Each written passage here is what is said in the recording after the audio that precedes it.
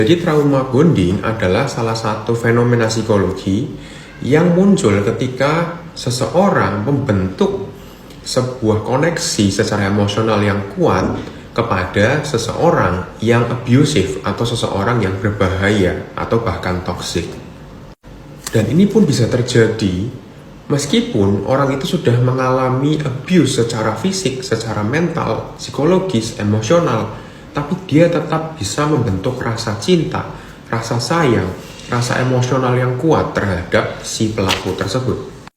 Di sini, cycle-nya itu seperti apa sih? Biasanya adalah ketika seorang pelaku itu melakukan abusive, ya, entah itu dalam tahap marah-marah, ada tension di sana, kemudian ada insiden misalkan pemukulan, penamparan atau kekerasan secara verbal dan lain-lainnya. Kemudian biasanya setelah itu nanti ada merasa bersalah, kemudian ada minta maaf, dan kemudian ada rekonsiliasi kembali.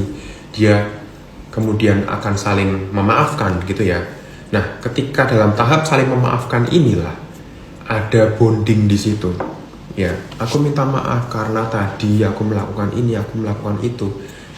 Dari rekonsiliasi tersebut akan muncul ikatan, akan muncul rasa saling memaafkan dan saling membutuhkan nantinya. Meskipun ini terkesan seperti kok nggak masuk akal ya, kok bisa ya seperti itu. Tapi pada faktanya banyak sekali yang melakukan hal seperti ini, dan seperti ini memang cycle-nya. Dan kadang-kadang trauma bonding juga bisa dilihat sebagai mekanisme pertahanan diri. Aku terpaksa harus mengembangkan rasa cinta, suka, dan sayang kepada seseorang ini supaya hubungan ini itu nggak berakhir. Dalam trauma bonding juga seringkali ada emosi yang saling berkonflik di sini dan saling bercampur. Kadang-kadang aku merasa aku disayangin banget, kadang-kadang aku merasa dia kok kasar banget, kadang-kadang aku merasa dia sangat-sangat sayang, emosional banget sama aku, kadang-kadang enggak seperti itu. Jadi kayak naik turun gitu. Dan ini juga bisa kita pelajari dari teori psikologi perilaku, di mana kita bisa semakin tertarik dengan seseorang apabila dia itu ngambang gitu ya.